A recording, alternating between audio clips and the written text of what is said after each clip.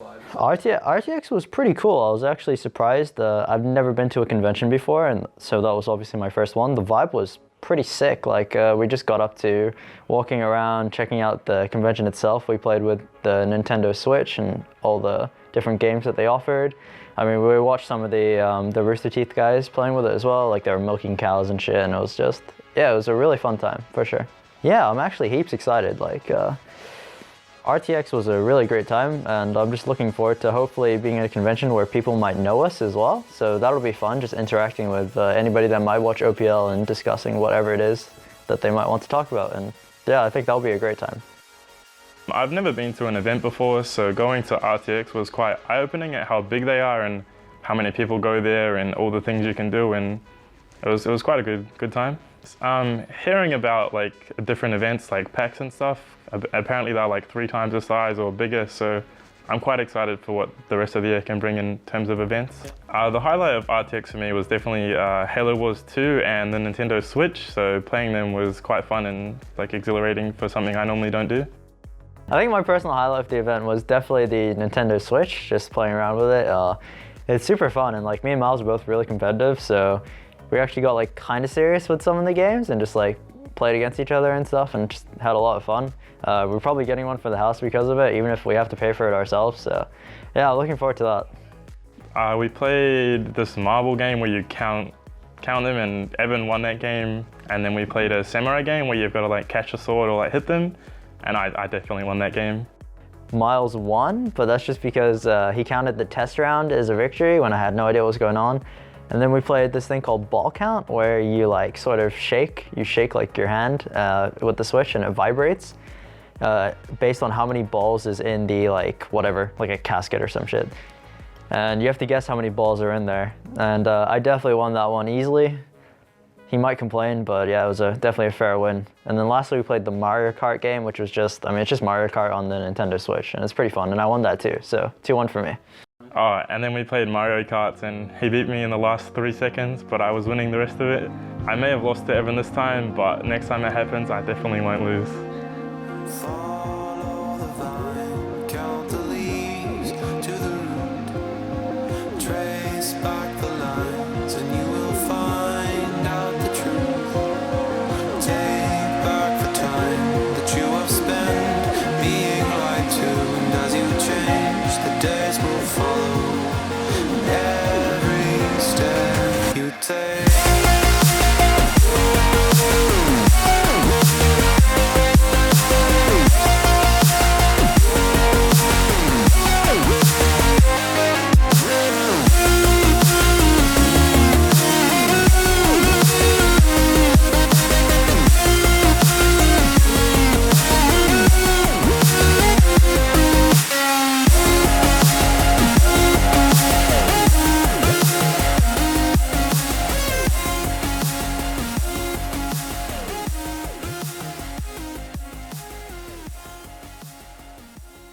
So I'm Steven. I play mid for AV, and yeah, we've recently moved into the house. Not much different from home, honestly, besides the fact that no one actually does the stuff in the house for me. I mean, the house here is actually just 10 minutes away from my actual home, compared to these guys who flew across here. I guess I was always into games, whether it was like, I don't know, Game Boys or computers and everything. I guess for League of Legends, one of my schoolmates just told me to play the game. At first I didn't like it, but then I tried it like a week later, and then yeah, I was just hooked onto the game. And when I was 14, I saw Season 3 regionals, and I'm like, I really want to play this, but then I saw you had to be 17 for it, and I was like heaps disappointed. But ever since then, I've wanted to play competitively, and yeah, I was hanging around the scene until I finally turned 17 last year, and yeah, we've been playing OPL since then. If I wasn't playing League, I guess I'll just go the normal route, go to university, have a stable paying job. Well, I want to stay in the scene as long as I can, because like I feel really happy living this lifestyle, doing what I enjoy for a living, and yeah, so long as I can do it, I'll probably be in the scene. Honestly, playing on LAN doesn't really feel any different. Like, I don't remember playing online anymore. Those are like distant memories. And I think everyone's settling well into playing on land. Everyone's comfortable now. All our nerves and everything are just gone. As for mid lane, I'd like to think I'm around, I suppose, the middle of the pack. And yeah, with everyone moving into gaming houses and everything, obviously there's going to be heaps of competition. Everyone's on equal footing. There's no, like, some teams in their homes and some teams in gaming houses. This year everyone's equal, so it's very close in terms of mid lane. So Friday last week, I believe, before our OPL game, we went to Wangyu in the city. It was a couple of days before our aircon was getting fixed, and it was like a 43-degree day, I think it was projected to be. So yeah, we went into the city to play, and we also had our first session with a sports psychologist there, a guy called Matt. It was really cool. We're going to have a couple more sessions with him over the course of the coming months, years, hopefully, and hopefully that, yeah, it improves us working together as a team, communicating, stuff like that. Can't really tell much about talking to Matt, the sports psychologist, for the first session. It was kind of, we didn't have a whole lot of time, so it was just a kind of introduction and maybe like a get to know each person and him kind of scenario. Like, we filled out like a questionnaire type of thing just so he could get like a basis on what we need to work on individually and together. So I think we have another session in a fortnight or so where we should dive into a little bit deeper stuff. Yeah, so when we go to Wangyu, we get a nice private room. Computers are really good in there. It's good space. Lighting's good. Aircon's good. Computers are, pretty reliable. Everything like that. So it's just like at home, with the lighting's probably a little bit better, and obviously there's aircon. So yeah, it's just like playing in a gaming house. It's very low stress. Except for the chairs. The chairs, they need to get actual like officey chairs. And we take the bus into the city. The morning bus is fine. There's, everyone's pretty tired. Most people are sleeping or listening to music. But, she comes alive when we get on the way home, mate. Everyone's just, they're like little 12-year-olds that have had maybe a little bit too much sugar just before bed, and they're just, I don't know, you'd have to witness it firsthand. I can't do it justice, mate. It's hilarious. Oh, the trip in and out of the city is... I'm not sure if I can answer those questions on camera. No, it's a pretty fun time. Usually the problem is Steven. If Steven's involved, then it's a bit of a shit show. The trips into the city, we tend to be sort of silly. We take the 6:10 bus there from home. And apparently I'm the problem for causing trouble on the bus. A bit of a shit show if Steven's involved. He usually starts everything along with Miles, or at least he plays along with Miles, and just I end up getting dragged into it, and the three of us just make the bus a nightmare for everyone else to be in. But it's a great time, I think. Everyone usually ends up having fun, so I think it's alright.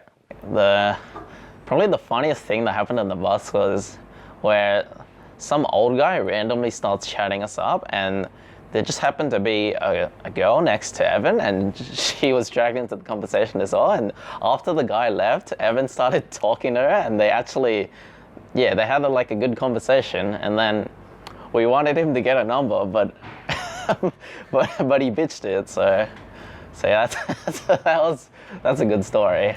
And apparently he saw her again at RTX as well, and he got a Snapchat. So good on him.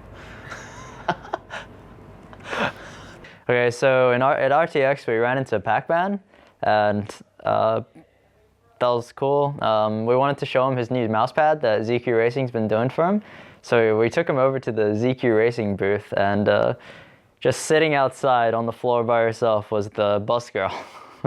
And that might have been the strangest moment that I've ever had. Because we went from thinking that we'll never see her again to just randomly seeing her on the floor of RTX right outside the booth that sponsors us and the whole reason that we're there. So, I mean, that was just crazy, and it only happened because we ran into Pac-Man too. We weren't planning on going back. Well, the obvious one I know other people has talked about Evan and his little girlfriend.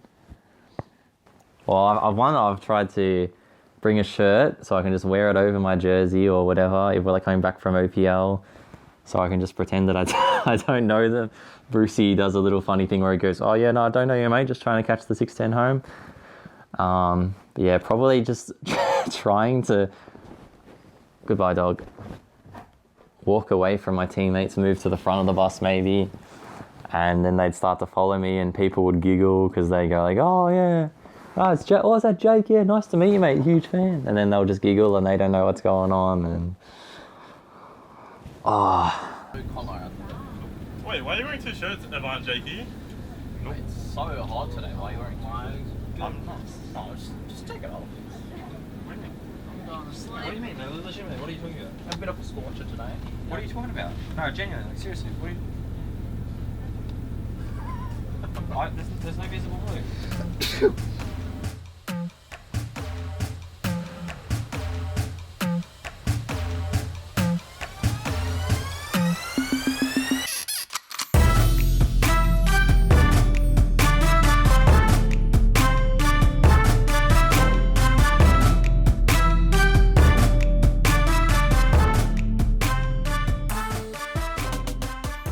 So today we're going to the Riot Studio to play XL5.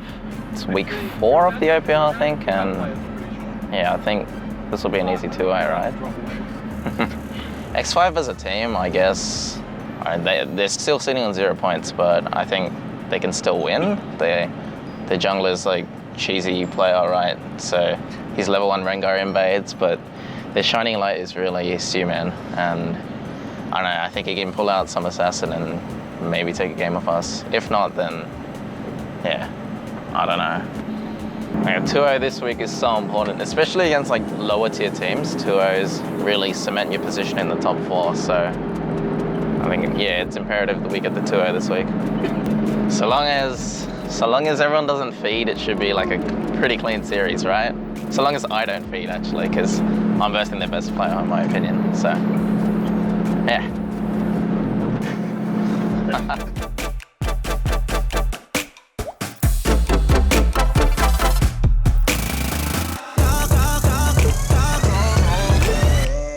We kick things off today with Avant-Garde versus XL5. AV very keen to continue their winning form, and XL5 would love to pick up their first win of the split.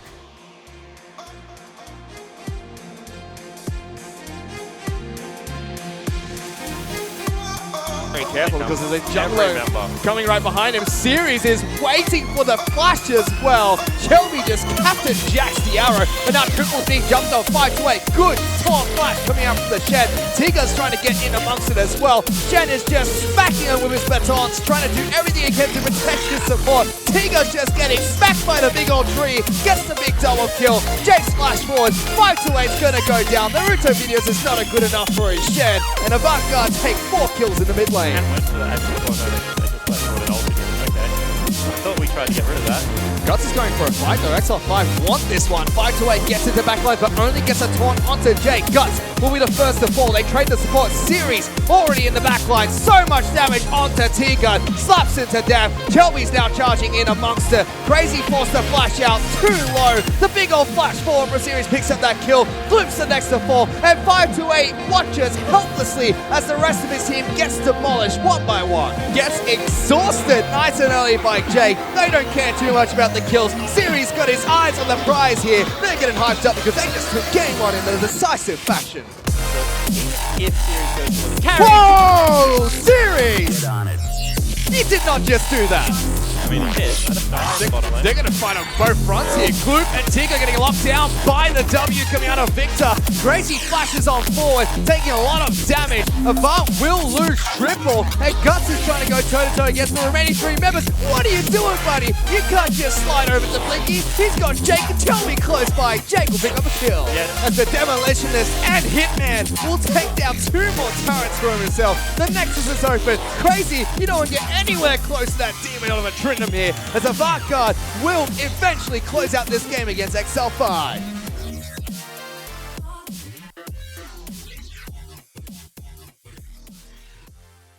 Going to XL5, my only concern was Human, really. He's the shining light, and thankfully for us, he wasn't there on the day, so we did pick up an easy 2-0. In terms of overall performance, yeah, we can definitely make top 4 this split. I think it's going to be like, yeah, it's not hard to make top 4 from the position we're in right now, currently sitting at 9 points. Going up against Chiefs. Chiefs have always been, I guess, the best team in Oceania for a while, and everything's changed this year. Of course, everyone's in houses, so I do think we have a good shot, and we'll try our best. I do think Swift is the best player on the Chiefs, and he has been for a while, so I guess if we shut him down, it'll be easy from there.